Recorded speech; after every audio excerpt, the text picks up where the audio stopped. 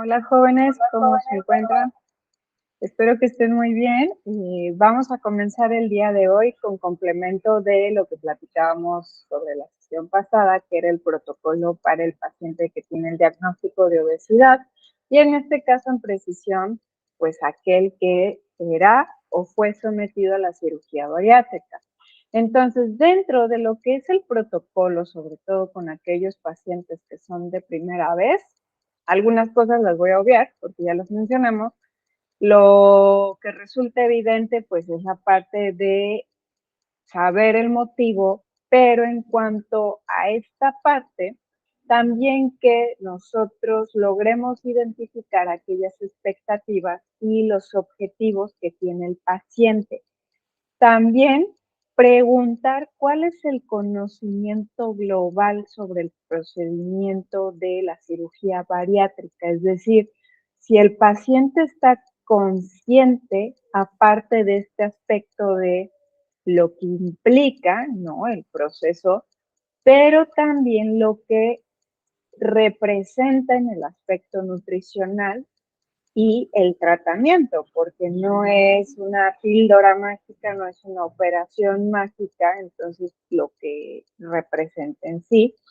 Y también dependerá, porque muchas veces cuando se indica este tipo de cirugía bariátrica es para aquellos pacientes que normalmente tienen un índice de masa corporal por encima de 40 kilogramos sobre metros cuadrados y que además existen comorbilidades clínicas importantes. Entonces, muchas veces es recomendable hacer una pérdida prequirúrgica de peso, sobre todo pues lo más cercano al 10%, y tratar de que en medida de lo posible las complicaciones o las molestias antes de esta etapa quirúrgica disminuyan, ¿no? Exista lo menor.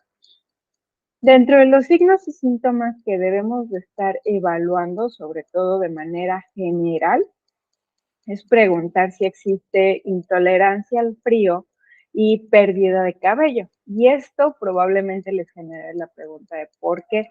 Porque finalmente son síntomas que están relacionados con una pérdida rápida de peso. Entonces, recordemos que si bien hablamos de un porcentaje de un 5 a 10%, pues el tiempo en el que se dé es un marco importante. También porque muchas veces nos está refiriendo que pueden existir deficiencias nutricionales importantes y esto a su vez pues complicar el proceso quirúrgico. Y de forma gastrointestinal, todos los síntomas que se puedan dar, sobre todo en el paciente que ya le hicieron la cirugía, ese paciente posoperatorio, hacer preguntas relacionadas al síndrome de dumping o de vaciamiento gástrico rápido. Si recuerdan, pues existe una respuesta temprana y una respuesta tardía. Entonces, estar pendientes de esto. En cuanto a la evaluación del estilo de vida, no dista mucho de lo que platicábamos del paciente con obesidad y síndrome metabólico. Preguntar lo básico, cuál es la actividad física que desempeña, si hace ejercicio, qué tanto tolera, de qué tipo, cuánto tiempo, con qué frecuencia. Y en la parte de los hábitos dietéticos, muy similar. Lo único que valdría la pena agregar en este rubro de los hábitos dietéticos sería, por ejemplo, si ya le hicieron la operación, ¿no? Pues, ¿cuáles son los logros que ha llevado a cambio en su parte de la alimentación? O bueno, igual si está prequirúrgico en esa pérdida, pues saber cuáles son las modificaciones dietéticas que ha hecho. O sea, como qué se está haciendo un tangible en esta cuestión. ¿Y qué otra cosa valdría la pena agregar? Pues nada más, realmente eh, es un complemento, ¿no? En este sentido. Dentro de la información de tipo objetiva, aquí sí vamos a encontrar un poquito de diferencia respecto al tema anterior. ¿Por qué? Porque si bien vamos a considerar algunos algunas mediciones importantes antropométricas, vamos a enfocarlo principalmente con esta cuestión de algunos indicadores, por ejemplo, el porcentaje de pérdida de peso y también riesgos cardiovasculares con base a perímetros o bien con base a indicadores. Y adicional, en la grasa corporal la puse con asterisco porque aquí sí es importante, en medida de lo posible, o sea, siempre que se pueda solicitar y que sea costeable, mandemos nosotros al paciente a hacerse la prueba de densitometría, porque si recuerdan por ahí en evaluación del estado nutricional, cuando platicábamos de la composición corporal, el DEXA, los resultados que les da el DEXA son muy completos. Entonces, ahí es un tangible más fidedigno de la cantidad de grasa corporal. Ahí no me encantaría tanto la parte de plicometría o con bioimpedancia, porque recordemos que tiene pues ciertos márgenes de error, ¿no? Derivado de la técnica con la cual se está recopilando la información. Entonces, tratar de ser lo más puntuales en ese sentido. Igual en la parte bioquímica, aquí sí lo van a encontrar sustancialmente diferente, por muchas razones. En primer lugar, la biometría hemática completa para estar nosotros seguros de que no estemos encontrándonos ante un estado carencial que se esté traduciendo en una anemia y también que no comprometa la parte del funcionamiento del sistema inmune que se ve reflejado muchas veces por la fórmula blanca. Los electrolitos importantes, nada más estar verificando cómo están, y la glucosa plasmática en ayuno. Ojo ahí, si ya tengo un referente de diabetes, pues bueno, obviamente también valdría la pena la hemoglobina glucosilada. Sin embargo, aquí lo estamos poniendo en un supuesto de que no existe este tipo de alteración. También solicitar un perfil de lípidos y una prueba de funcionamiento hepático y otros indicadores, por ejemplo, la cantidad de proteínas totales, albúmina, prealbúmina y la paratormona de forma anual. ¿Por qué? Porque finalmente nos interesa saber que se esté manteniendo la osmolaridad de forma adecuada, no estemos con un estado inflamatorio y que se pueda traducir en un riesgo finalmente.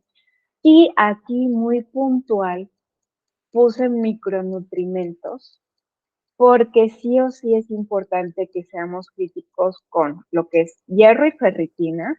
De hecho, a ver, permítanme un segundo. Ahí está. Para cargarles bien la presentación, una disculpa aquí que hasta ahorita me está cayendo el 20. Entonces, en los nutrimentos que van a pedir ustedes, hierro, ferritina, ajá. También vamos a pedir la vitamina B12, vitamina D. Bueno, la vitamina D se los pongo así, pero recuerden que es la 25 hidroxivitamina D3. Vitamina K, vitamina, ay, perdón, vitamina B1 y folato en células.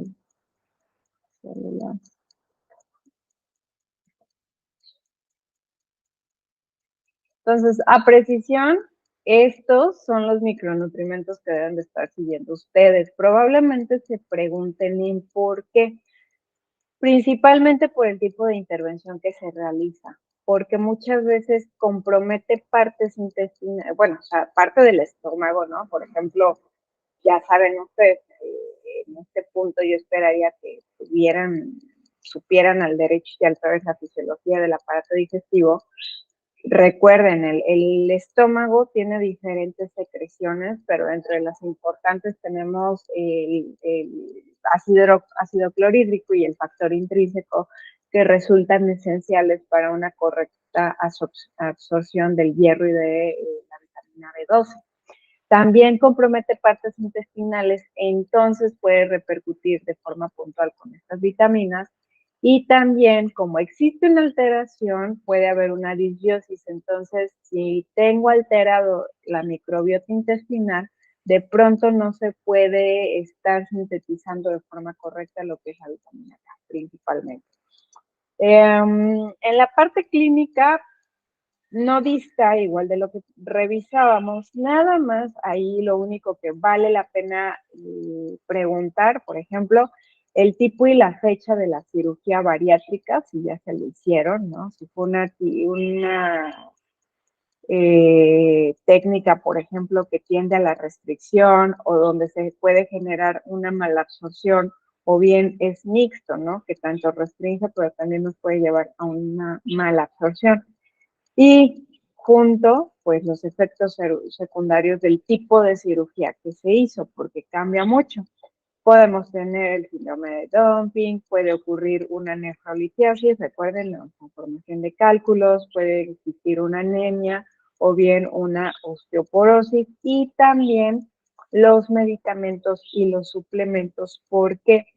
Porque este tipo de pacientes sí o sí se tiene que suplementar de por vida. También aquí, a ver, permítanme tantito, presión arterial, DEXA, como les mencionaba, los estudios, y de hecho aquí nada más como que pondría un asterisquito, depende de la edad, fíjense, porque si tengo una paciente en edad reproductiva, en ese periodo fértil y que le hicieron ese tipo de cirugía, pues a ver si está en planificación familiar o no.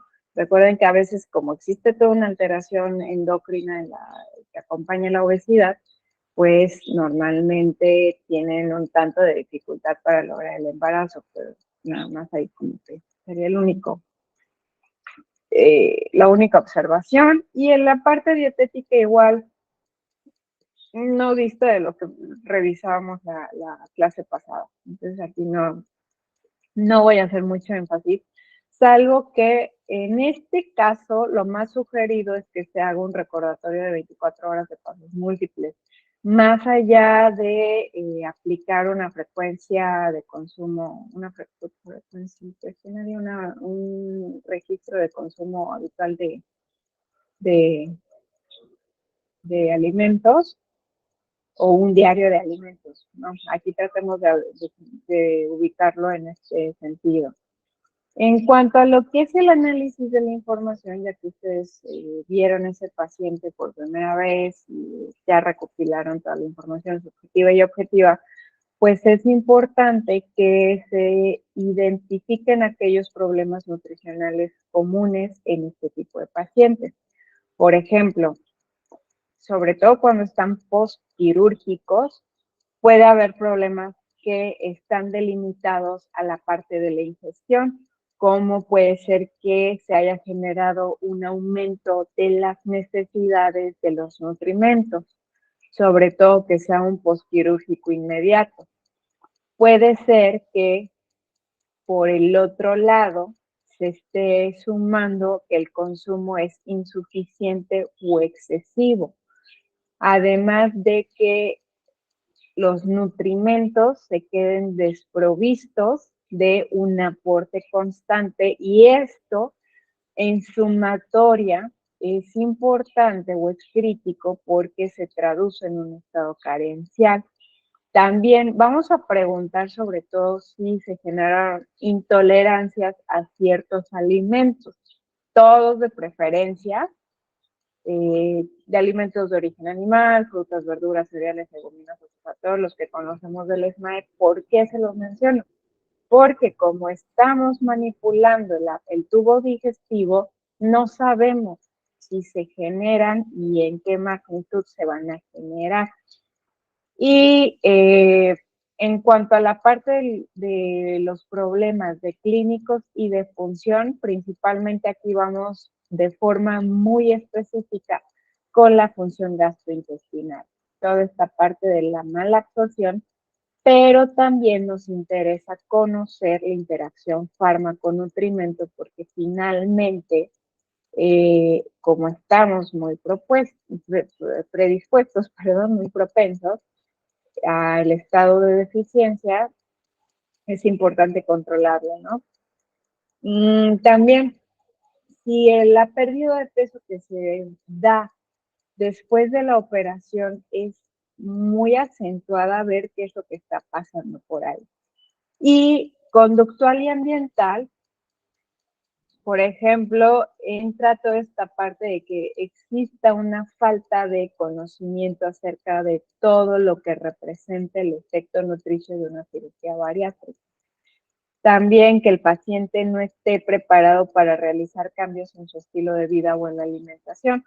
Y pasa muchísimo porque como trabajamos de forma separada todos los profesionales de la salud, realmente los sitios donde la atención sea como integral y aparte de eso se logre como congeniar con todos los profesionistas es un tanto difícil. También, por ejemplo, que exista una adherencia muy limitada a las recomendaciones que se dan en consulta, pues investigar qué es lo que está pasando, o bien que el paciente no se pueda preparar los alimentos. Entonces, esto es crítico porque la calidad de vida de ese paciente se ve muy mermada porque la nutrición es deficiente en muchos sentidos, ¿no? Por lo que estábamos mencionando ahorita de los aspectos conductuales y ambientales. De igual manera podemos detectar muchísimos problemas. Entonces, recordarles 1 o 2 diagnósticos máximo para que nosotros podamos establecer la dirección que tomará el tratamiento. En cuanto a los objetivos que debe de mantener el tratamiento nutricional, es lograr una reducción armoniosa del peso. ¿Y a qué me refiero con reducción armoniosa? Que vamos a priorizar que esa pérdida de tejido adiposo, que sabemos que es una tarea colosal. Y más allá de centrarnos en esa reducción, nos vamos a enfocar en el perfil metabólico óptimo. Porque recordemos, a veces el peso, o sea, la parte del peso o de la composición corporal, no vamos a controlar todas las variables que influyen en esto, entonces el resultado puede estar limitado. Mas eso no quiere decir que estemos teniendo un resultado, sí, más no es el que queremos. También aquí superpilas con las complicaciones gastrointestinales, porque finalmente estas van a afectar el estado nutricional y van de la mano con el tipo de cirugía y la promoción del estilo de vida saludable.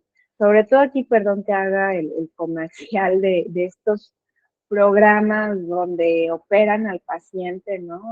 Pues, perdón que lo diga y lo exprese de esta forma, pero va el paciente y muchas veces cuando nos están presentando ese paciente, hay un trasfondo del entorno del paciente crítico, que sí o sí implica el tratamiento psicológico y psiquiátrico, de la mano con el tratamiento nutricional. Y aparte el médico a veces como que les da la maltratada, ¿no? Previo a la cirugía.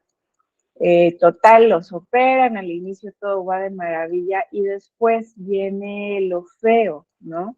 Y también se los comparto desde la experiencia, tanto de forma profesional como en mi familia, ¿no? He tenido pacientes y familiares que han sido sometidos a este tipo de cirugías y que muchas veces no hay sinergia de los diferentes tratamientos, entonces esta parte del estilo de vida saludable queda muy distante porque como hay muchas deficiencias, muchas malabsorciones, pues imagínense, ¿dónde va a estar la salud si tu cuerpo no cuenta con lo necesario para absorber bien los nutrimentos? Entonces, aquí sí es un tema un tanto complejo, ¿no? Y ya ustedes posteriormente en su vida profesional, pues tomarán como ciertas posturas, ¿no? Entonces, ya llegarán como a una conclusión o bien saber por dónde sí. En cuanto al plan de alimentación que ustedes confeccionarán, lo ideal en términos de energía es que Independientemente de la restricción calórica que ustedes quieran generarle a ese paciente, que recordemos, no me encanta como sugerirlo, ni que sea, bueno, ya saben que mi postura ahí es como un tanto discreta, no van a quitarle 1000, 2000 calorías porque realmente es imposible y lo único que van a asegurar es que el paciente jamás vuelva. Pues traten de centrarse en un consumo adecuado de proteínas. Hablando de proteínas, pues cuánto, el mínimo de 60 gramos al día. Ojo, sabemos que las proteínas, si no hay alteración renal, podemos dar más, ¿no? Y sobre todo cuando estamos hablando de un paciente con obesidad y cirugía bariátrica, pues no me voy a esperar dar 60 gramos, porque quizá mi paciente está como por los 120, 140 o más kilos. En cuanto a la parte de hidratos de carbono, se sugiere que se dé de forma inmediata o se manejen dietas de un 40 al 45% de hidratos de carbono respecto al volumen energético total, porque finalmente se debe de tomar la estrategia de dar una cantidad moderada, pero también escoger aquellos alimentos que tienen un índice glucémico de bajo y moderado para prevenir complicaciones metabólicamente hablando.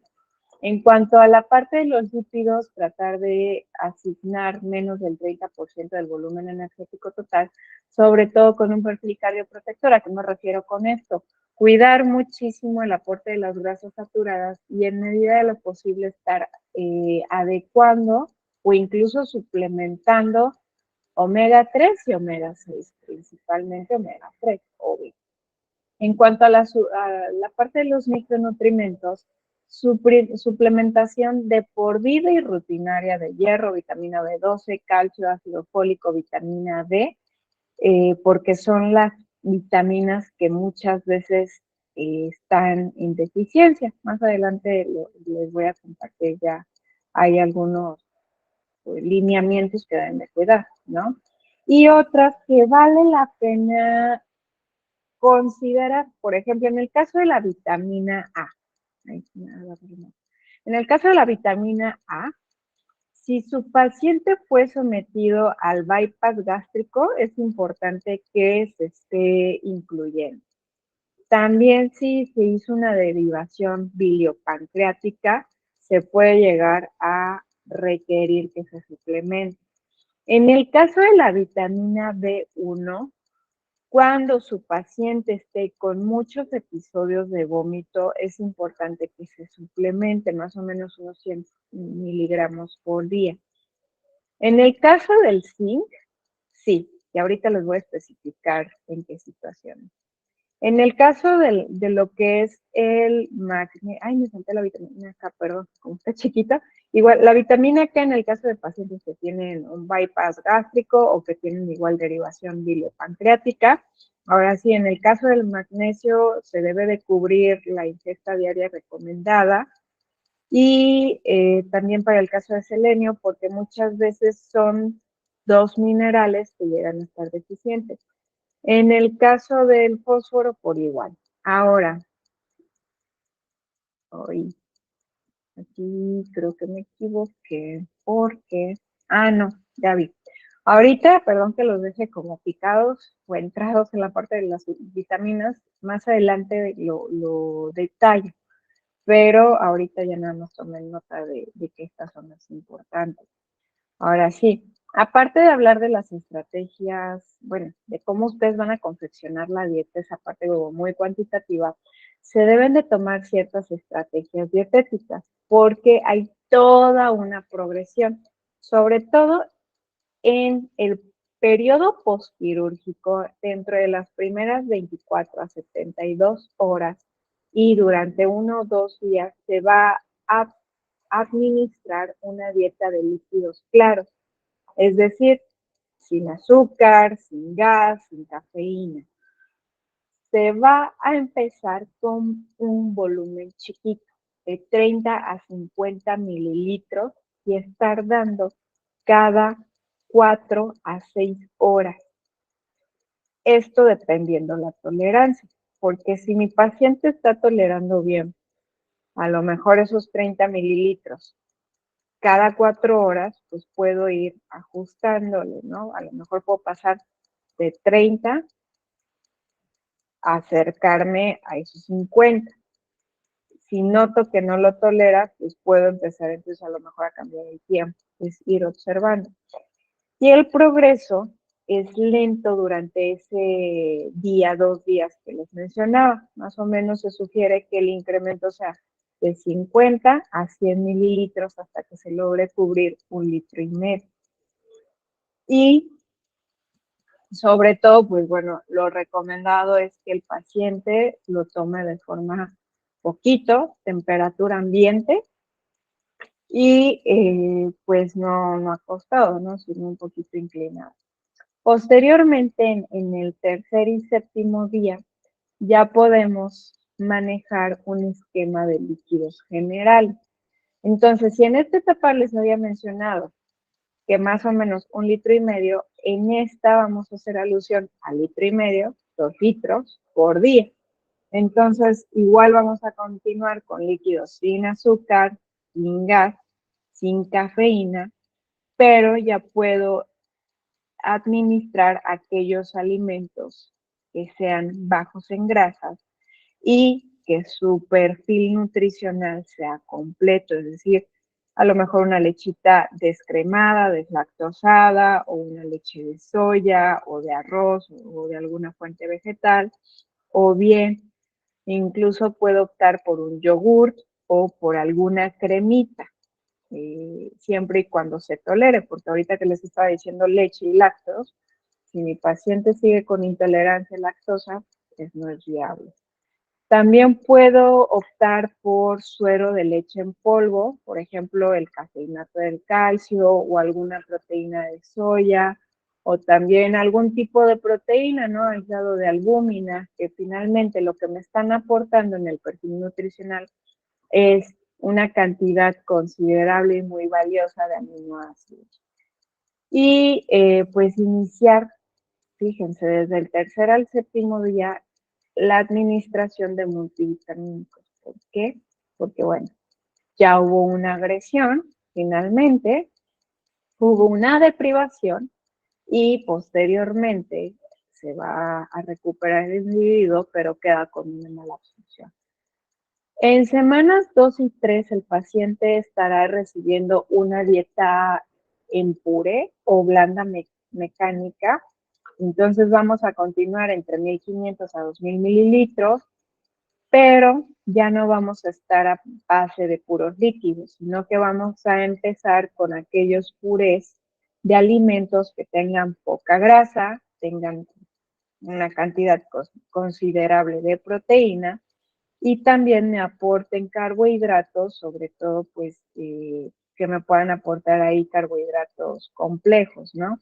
Entonces, hablando de alimentos que son bajos en grasa y ricos en proteína, pues los alimentos de origen animal, ¿no? Por ejemplo, el queso cottage, el queso fresco, el panela, ¿no? El pescado, filete de pescado, o bien pollo. Si voy a optar por carne de res o de cerdo, tratar de que sean esas partes un poquito más magras, o bien puedo optar por el huevo, o bien me puedo quedar con proteínas de origen vegetal complementadas con los cereales, por ejemplo, leguminosas, los frijolitos con un poquito de arroz, que ambos son de una consistencia muy blandita, ¿no? O bien lentejas, dependiendo las preferencias, pero también la tolerancia de mi paciente. Y se recomienda que las comidas sean entre 4 a 6 comidas al día, delimitando un volumen de porción de aproximadamente 1/4 de taza, ¿sale? Sobre todo aquellos alimentos que son como en puré, pues que son 1/4 de taza, dando prioridad a aquellos alimentos que son ricos en proteínas. Posteriormente, en lo que es la semana 4 y 6, ya estaremos dando una dieta suave. Ya puedo incluir vegetales suaves y cocidos, también frutas. En el caso de ambos, sin cáscara, sin semillas, sin azúcar añadida y en compañía, pues agregar un alimento que sea húmedo para que suavice esa comida sólida. Por ejemplo, ahorita que les estaba diciendo los vegetales, puedo optar por un pequeño caldito, o sea, una media taza de caldo con un poco de pollo desmenuzado y un poquito de zanahoria a lo mejor, ¿no? Nada más. A lo mejor agrego un poquito de arroz, pero nada más. Y también 4 o 6 comidas al día, la cantidad cambia, ya pasamos de un cuarto a media taza aproximadamente. Y pues, ¿qué más? ¿Qué más? Pues nada más, masticar, empezar a masticar los alimentos, preguntar cómo es la respuesta gástrica en este punto, porque como ya estamos incluyendo otras consistencias y otros alimentos, pueden venir de pronto por ahí las molestias.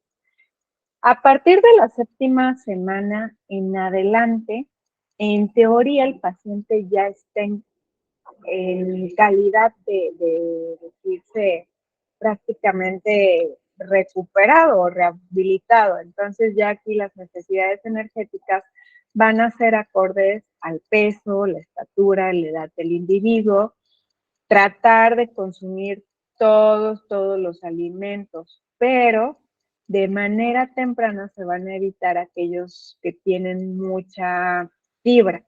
Por ejemplo, la naranja, el elote, el apio, la col, porque pueden llegar a generar ciertas distensiones, ¿no? Mucha inflamación, perdón.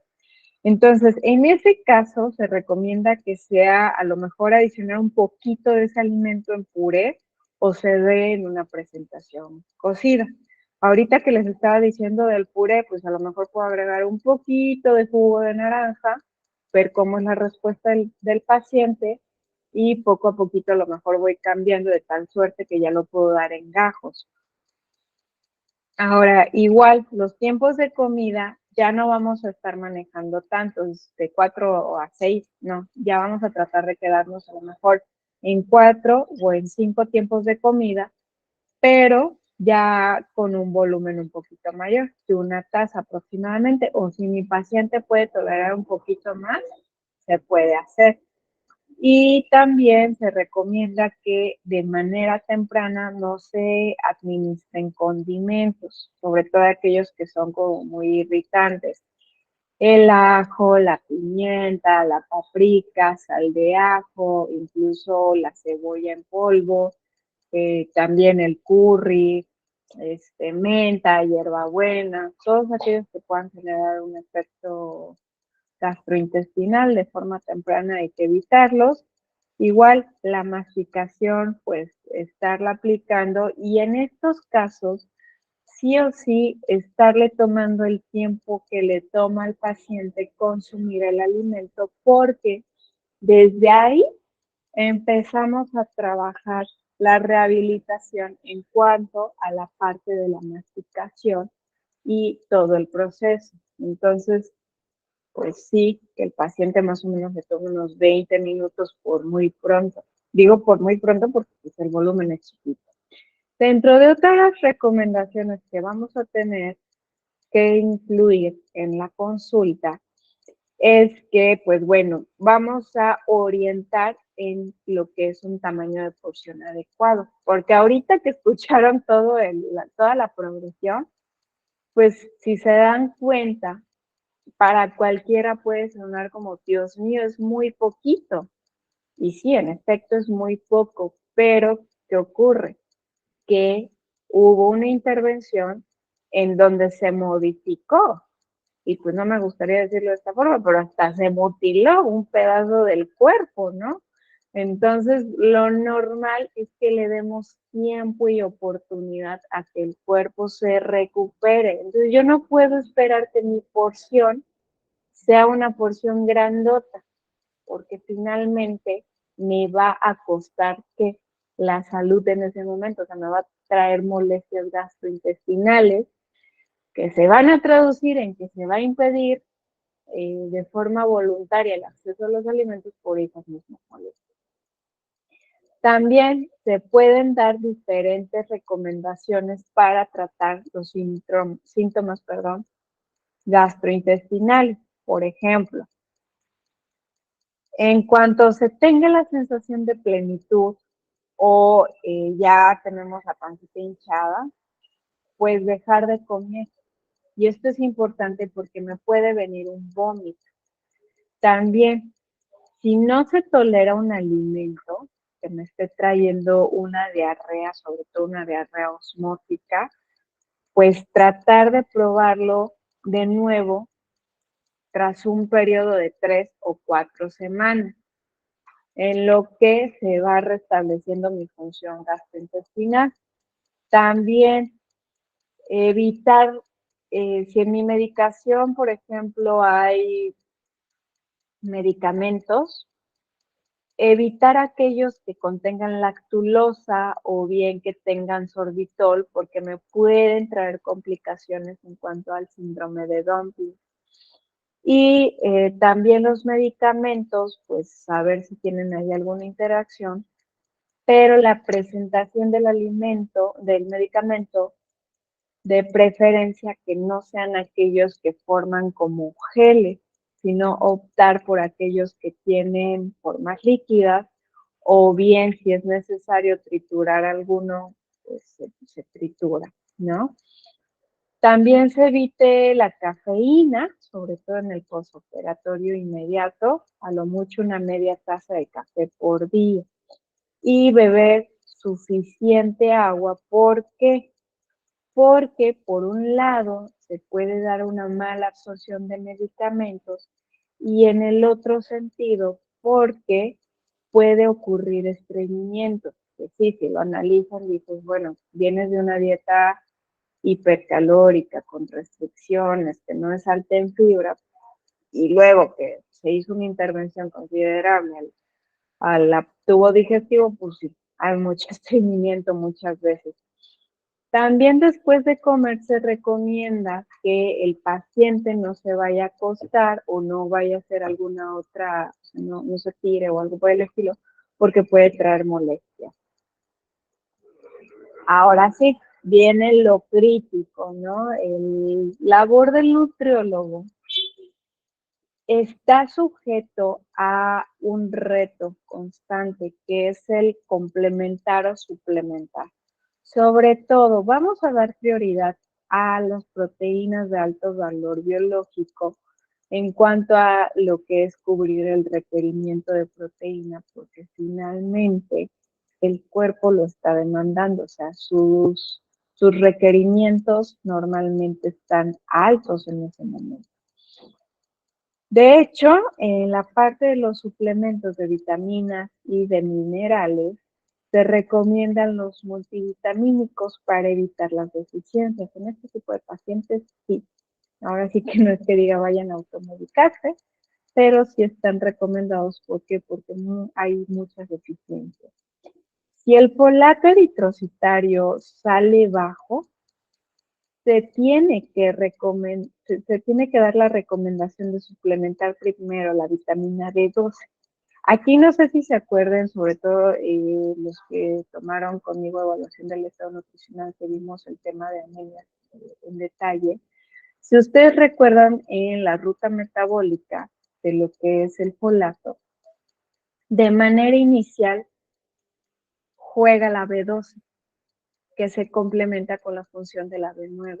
Entonces, si yo ya estoy teniendo de forma clínica una deficiencia de folato, sí o sí tengo que suplementar primero B12 y posteriormente agrego 1 miligramo por día de folato durante 3 meses, porque de lo contrario estoy encubriendo esa deficiencia de la B12.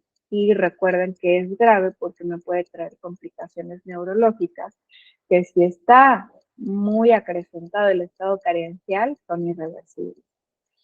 También en el caso de una malabsorción grave se puede suplementar la vitamina D, sobre todo pues 50,000 a 1,500 unidades internacionales de vitamina D.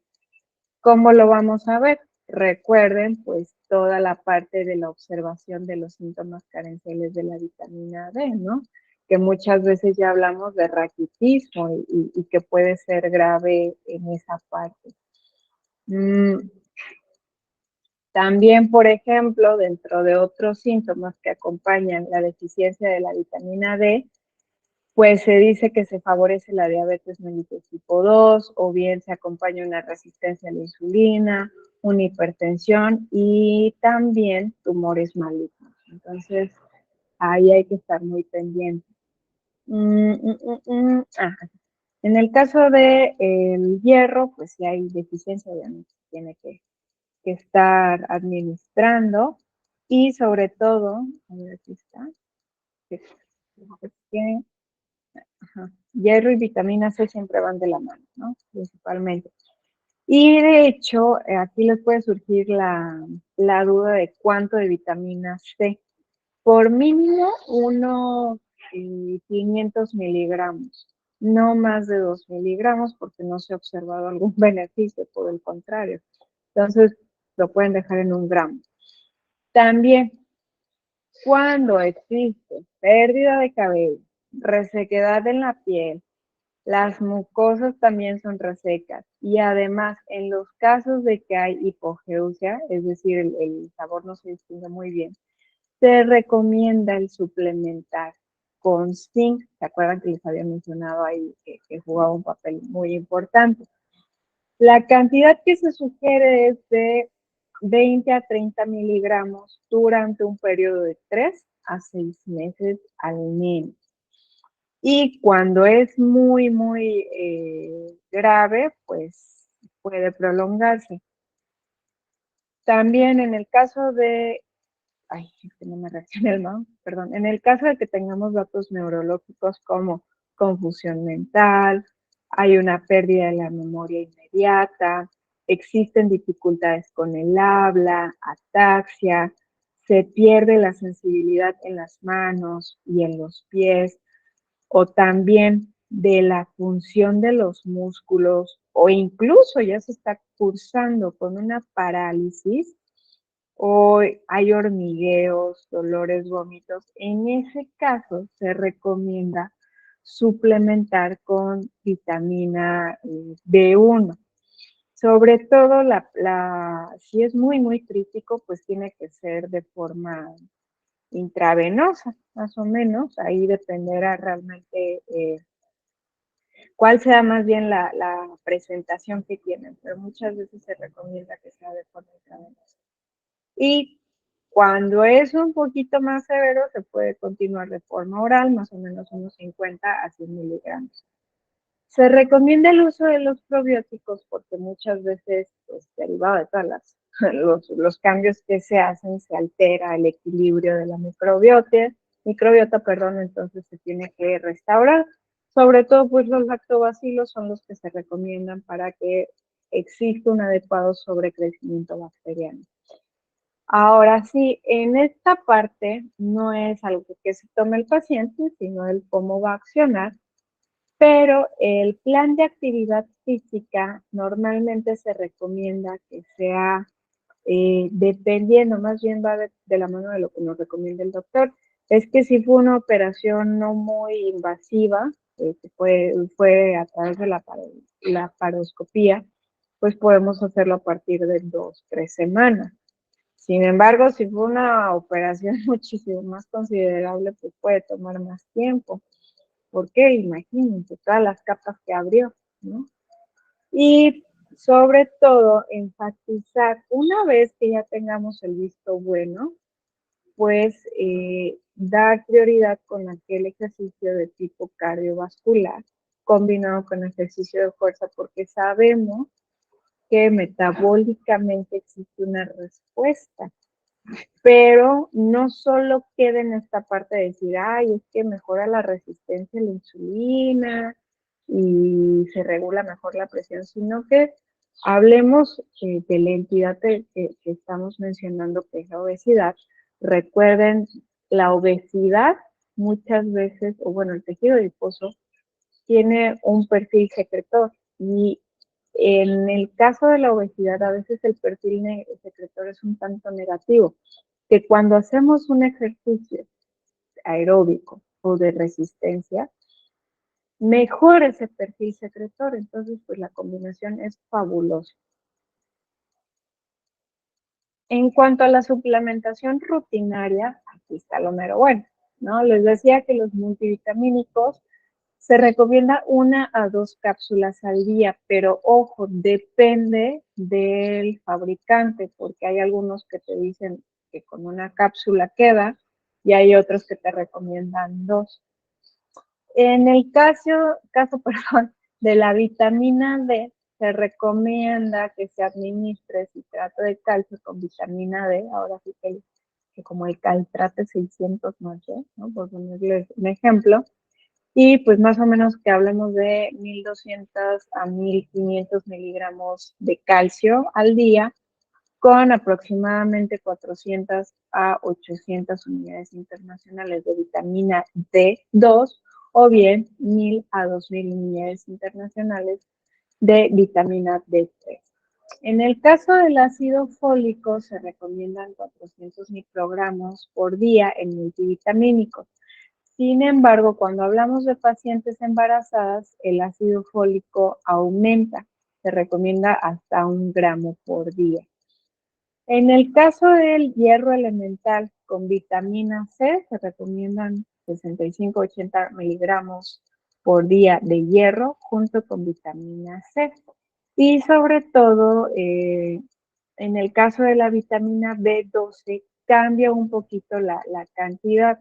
Si hablamos por vía oral o por vía intramuscular, o bien incluso por vía intranasal. Pero ojo, aquí pueden ver ustedes el asterisco.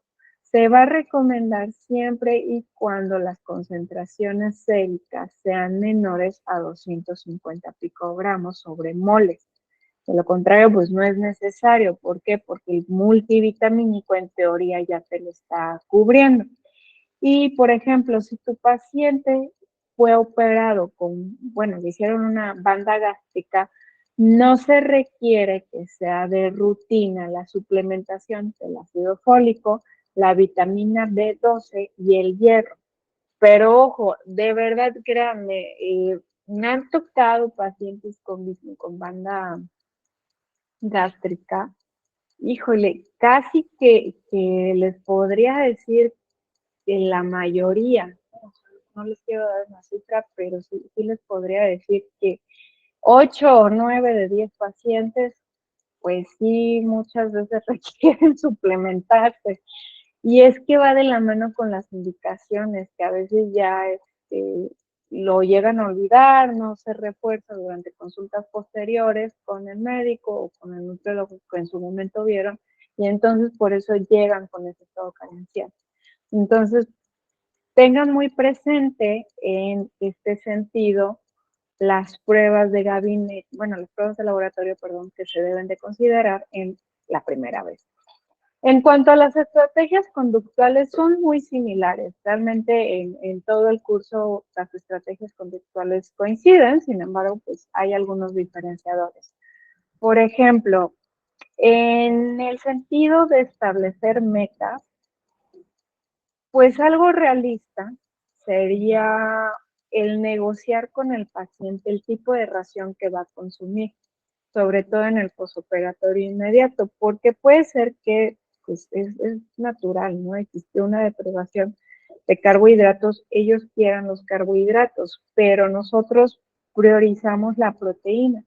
Entonces, en ese sentido, tratar de llegar a ese punto de conformidad de ambos, de que la porción que se llegue a consumir le esté aportando ambos nutrimentos, no únicamente los carbohidratos que el paciente quisiera.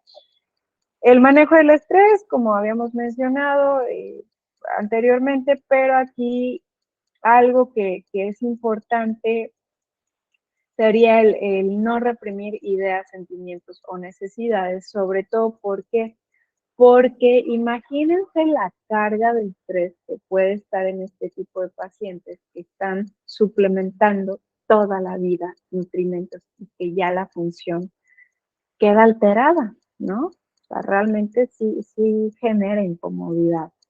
La parte del control de estímulos, pues es lo que platicamos la otra vez, ¿no?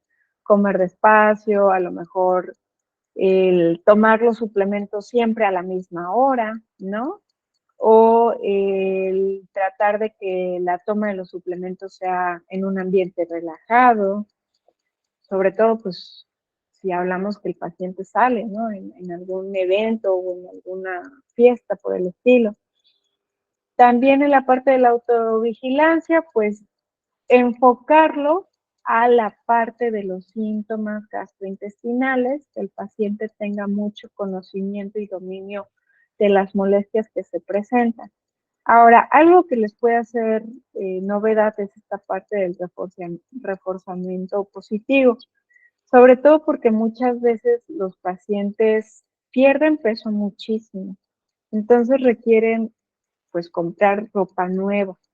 Pero ¿qué ocurre? Se encuentran pues rehabilitando un cuerpo que les resulta desconocido porque quizá la piel cuelgue, no tenga ese aspecto que esperaban que tuviera, ¿no? O sea, que tuvieran una cinturita y toda esta parte que muchas veces la parte social entra en juego.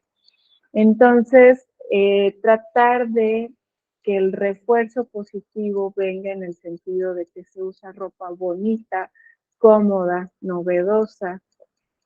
También la mejoría, ¿no? Que quizá el paciente ya se pueda mover un poquito más, ya no tiene X o Y problema. La red de apoyo social, mucho de lo que platicábamos en la clase pasada, incluso sesiones grupales con personas que están postoperadas, ¿no? Principalmente la solución de problemas, ¿no? Sobre todo, pues, en cuanto a esta parte de si va a haber un estado carencial significativo, pues no necesariamente es el fin del mundo, sino cómo el paciente va a reaprender esta nueva parte en su vida. Y la reestructuración cognitiva, pues es esto de sustituir estos aspectos negativos y de autodestrucción por estímulos positivos. Restablecerse la salud, se controla mejor el apetito, hay una ganancia en algún sentido. Ahora, voy a ser muy crítica y les comparto algo que es meramente una opinión, ¿vale? Si nosotros lo reflexionamos, y yo creo que aquí nos podríamos integrar completamente todos nosotros, estudiamos nutrición y estudiamos ciencias de la salud porque queremos aportar bienestar y nos gusta experimentar el bienestar. Pero yo en un sentido crítico creo que no es realmente un bienestar que te quiten una parte de tu aparato digestivo y que pierdas funciones muy importantes. Realmente la obesidad es un problema muy, muy complejo. Eh, entonces, por lo que he visto en este tipo de personas que se han hecho estas intervenciones, pues ni les solucionó el problema. O sea, se dieron cuenta que realmente su problema no era el peso. Y ahora les acarreó otras problemáticas, ¿no? Entonces, sí es un tanto crítico. Bueno, a mí me lo preguntan porque trabajo con cierto tipo de personas. Si se lo preguntan a otro nutriólogo que quizá trabaja de la mano con bariatras, pues les va a platicar otra cara de la moneda. Aquí lo que me interesa principalmente es que formen ustedes su postura. ¿Por qué? Porque imagínense, el paciente les va a preguntar a ustedes y tienen que estar claros y delimitados de lo que representa esa situación, o sea, no hablando solamente de la teoría, sino desde su perspectiva, desde su vivencia y su comprensión del fenómeno que estamos hablando, ¿no? Entonces, para que ya lo empiecen a trabajar, o sea, de verdad ya empiecen a dar ahorita el tiempo para pensar como nutriólogos, pero también como personas que opinan de todas las enfermedades que vamos a estar hablando aquí finalmente. Porque pues ustedes van a tratar con personas con esas situaciones, entonces no exista como este sesgo suyo al momento de estarlo evaluando, diagnosticando y estableciendo la intervención.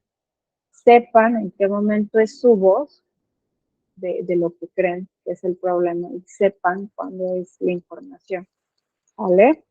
En cuanto a la parte de la educación, pues hay muchos temas. Yo creo que los más relevantes que pueden hablar es, pues, qué es la cirugía bariátrica o cuáles son las cirugías que se hacen para la pérdida de peso y, pues, en qué consisten, cuál es el efecto en el organismo, por cuánto tiempo, qué representa. Y ojo, aquí voy a hacer una pequeña pausa, porque pasa muchas veces que nos operan y ni siquiera nos dicen lo que representa, ¿no? Realmente creemos que es que te hagan una intervención, te tomes el medicamento y vayas a revisión y que todo vaya bien. Pero realmente muchas veces no te dicen, oye, te tienes que rehabilitar físicamente, tiene que haber una rehabilitación también psicológica. Entonces, pues sí trabajar ese aspecto tan esencial y tan importante. También, pues, la importancia del autocuidado y del cambio en el estilo de vida postquirúrgico y también saber que existen diferentes tipos de autocuidados. Bueno, el autocuidado en la salud es el que dominamos, pero hay más autocuidados, por ejemplo, el autocuidado emocional, que el paciente sepa poner un alto cuando hacen un comentario feo referente a su cuerpo. También tenemos el autocuidado espiritual, no somos seres únicamente racionales, también tenemos un lado espiritual. También existe el autocuidado mental, cómo puede uno expandir, potenciar las capacidades y habilidades que posee. Y pues también el autocuidado social, cómo nosotros creamos y reforzamos nuestras conexiones con el entorno, la gente. También el autocuidado sensorial, es decir, aquello que nutre nuestros sentidos, regula nuestro sistema nervioso. Entonces, cuando tú le explicas eso a tu paciente, créanme que le regalas paz porque ¿qué pasa hoy en día? Creemos que el autocuidado únicamente es este autocuidado físico y no existen más maneras de que tú te cuides. Sin embargo, reitero, nosotros somos expertos en la parte física, tenemos que buscar herramientas que integren todo lo demás.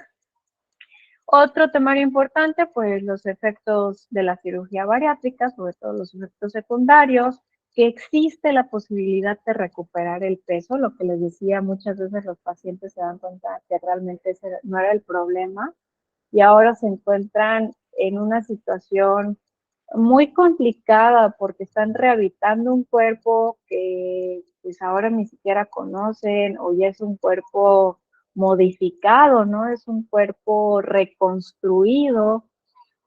Aparte los hábitos pues cambiaron, pero el paciente puede estar trabajando nuevamente su identidad, se puede estar redefiniendo, entonces pues sí o sí va de la mano con la parte psicológica. Y pues también que puede recuperarse el peso y ahora va a encontrarse el paciente que ni se resolvió el problema y que ahora está 20 pasos más atrás del lugar de donde salió la vez pasada. También la importancia de los suplementos de la cirugía, del uso de suplementos después de una cirugía bariátrica, porque pues no es como que le diga al paciente, bueno, si quieres, no es necesario, ¿no? Aquí sí es necesario. Y pues también el integrarlo con una dieta correcta, porque no vaya a ser que surja este sesgo. Bueno, pues puedo comer lo que sea, total, me estoy suplementando, pues ya, ¿cuál es el caso? ¿No? Realmente explicarlo en qué sentido. Y sobre todo cuando no se ha hecho la intervención, pues eso. Cuando ya se dio el evento, pues principalmente posquirúrgico, reforzar el conocimiento prequirúrgico y pues identificar algunos alimentos que tienen nutrimentos, ¿no? ¿Cuáles son los síntomas gastrointestinales importantes? ¿Por qué son importantes? Entre otros. Ahora, La frecuencia de la vigilancia y del estado nutricional aquí cambió un poquito, a diferencia de cuando hablamos de obesidad y síndrome metabólico. Aquí durante los primeros 2 años, si no existen comorbilidades, se recomienda que sea en el mes 1, 3, 6, 2 y 24, nada más, o sea, como llevándola, ¿no? Para ver que todo vaya viento en popa. Sin embargo, cuando existen comorbilidades, obviamente se van a requerir más consultas en virtud de lo que se esté presentando. Por ejemplo, pues si hay una diabetes, muchas veces lo sugerido es que sea de mínimo cada 3 o 4 meses, la recurrencia. Ahora, de forma indefinida, no se marca, pero si tu paciente ya pasó esos 2 años, ese periodo crítico de 2 años, pues ya no es necesario como verlo, lo veo en el mes 32, ¿no? O sea, ya lo puedes ver una vez al año, o yo de hecho lo recomiendo 2 veces al año, pues principalmente para evitar deficiencias nutricionales. En el caso del paciente que ya es subsecuente, continuamos en cuanto a la información de tipo subjetiva, sobre todo revisar si hay mejoría o empeoramiento de aquellos síntomas que a lo mejor son persistentes o aquellos que son nuevos. También evaluar qué hay que está contribuyendo o está repercutiendo en el mantenimiento de la salud y pues el todo del estilo de vida, sobre todo los aspectos que impactan en la calidad de vida, pues como las deficiencias, ¿no? Que les estaba mencionando. En la parte de la información objetiva, lo único que quiero destacar aquí, o sea, si se dan cuenta es muy similar al paciente de primera vez, lo vamos a pedir casi que todo, ¿no? Pero aquí lo único que quiero destacar es que los micronutrientes, pues dependerá, porque en teoría, ¿no? Ya es mi paciente subsecuente, ya lo diagnostiqué y hicimos una intervención, ya lo estuve monitorizando y todo iba muy bien, pues realmente no sería tan necesario. Sin embargo, pues bueno, en el primer año se recomienda que sea cada 3 a 6 meses. Después de los 2 años se recomienda que sea de forma anual, ¿vale? Para que ya así, si lo quieren poner como en detalles, esa sería la frecuencia sugerida. Y en la parte clínica, sobre todo, vamos a estar preguntando por aquellos efectos secundarios de la cirugía bariátrica, qué cambios pudo haber en los medicamentos o en los suplementos y las cifras de la presión arterial. La parte dietética, pues bueno, continuar, ¿no? Analizando toda la información, sobre todo pues saber qué ha cambiado de nuevo. Una vez que ya recopilamos toda la información del paciente subsecuente, es necesario que recalculemos los requerimientos nutricionales en caso de ser necesario. Enfatizando en que si van a manejar una restricción, prioricen las proteínas, igual los carbohidratos se mantengan más o menos igual, entre un 40-45, a lo mejor si da chance de un poquito más adelante, y los lípidos, sobre todo con un perfil cardioprotector, cuidar aquellos alimentos que son fuentes de vitaminas para que evitemos deficiencias. Sobre todo, si es necesario reelaborar el diagnóstico, adelante, ¿no? ¿Por qué? Porque se están identificando problemas que pudieran ser persistentes, entonces está reflejando que la intervención necesita un refuerzo o bien son problemas nuevos. Dentro del plan, nosotros vamos a establecer objetivos, ¿no? Con base a los diagnósticos que contemos y pues vamos a enfatizar en aquellas actitudes positivas hacia una alimentación saludable, pero no solo eso, sino todo. Por eso les decía ahorita lo del autocuidado, los diferentes efectos. O sea, si resulta que mi paciente después de esa cirugía bariátrica, se cuestionó seriamente quién era y empezó a trabajar mucho esta parte espiritual, pues adelante, o sea, no tiene absolutamente nada de malo. y no lo voy a ver como una parte, sino que lo incluyo dentro de lo que hace el paciente y que trae mejoría, o igual la parte social, ¿no? Supongamos que mi paciente está yendo a un grupo de, de autoayuda, pues bienvenido sea, porque yo estoy viendo muchísima mejoría en él. Y pues se va a continuar con la parte de la educación, sobre todo pues con los temas que sean necesario como reforzar, o bien se pueden agregar temas, ¿no? Si hay una nueva problemática, pues adelante, dependerá de esto. Entonces, ya por último, chicos, es comentarles esto. La siguiente sesión va a ser una, ahorita creo que vamos sobre la hora, no estoy tomando el tiempo, la verdad, pero de una vez, permítanme un segundito. Ay.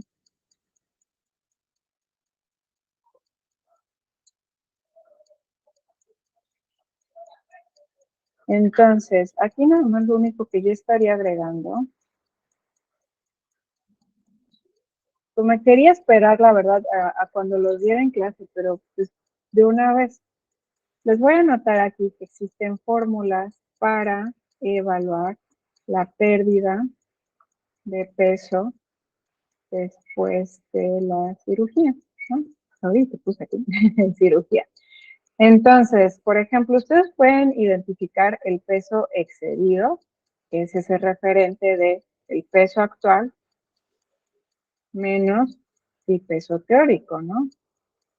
Y aquí el ejemplo, un paciente que me está pesando, no sé, como es bariátrica al final de cuentas, unos 140 kilos, menos en teoría los 92 que me debería de pesar, pues estoy hablando de un excedente de 48 kilos.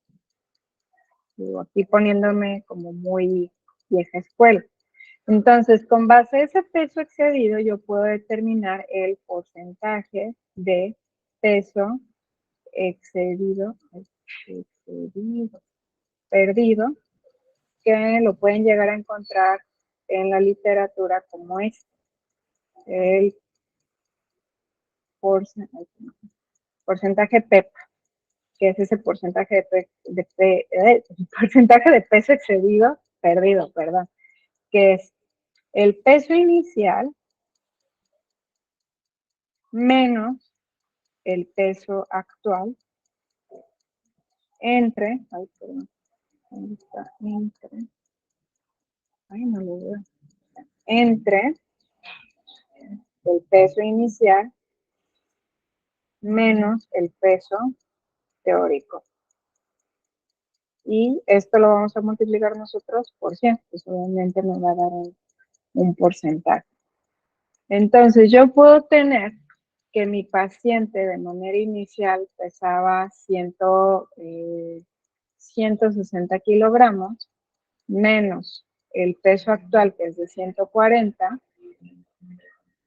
entre el peso inicial de 140 menos el peso teórico, que es de 92 kilogramos por 100. Déjenme hago la operación en un segundito. 160 menos 140 entre 160 menos 92%.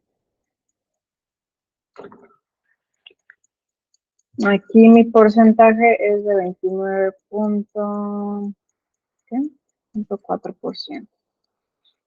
Bueno, lo podemos dejar en el 29%, ¿no? Entonces, la evaluación, aquí les puede surgir la pregunta, ¿no? Ajá, esto, ¿qué significa, no? Pues aquí les quiero poner una tablita.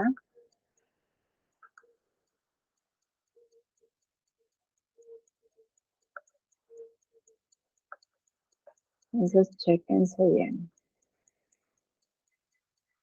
Porcentaje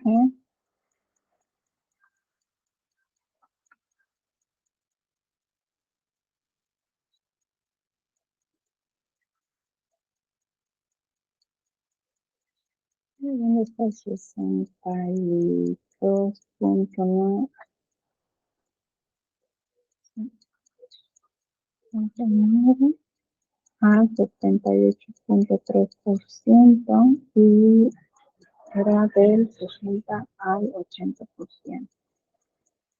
Y de una vez, en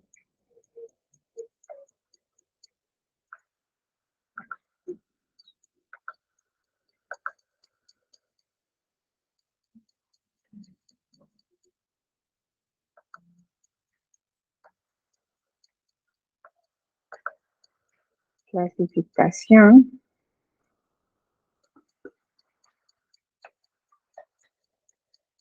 por el porcentaje de FPIMC. Entonces, excelente cuando el porcentaje de FP mayor a 75%, PIMC es menor, ¿no?, a 30 kilogramos sobre metro cuadrado.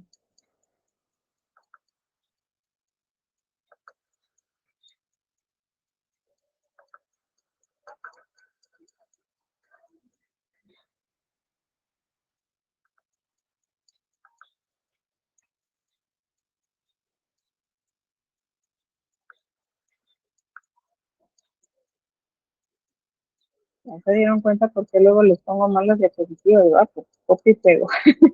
Perdón, a ver. 75%. 30, 75. Ay, la dislexia. Y nada.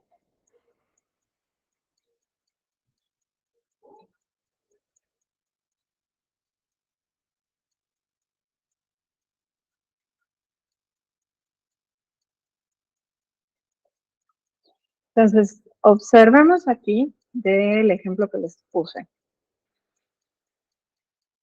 de esta información, ¿no?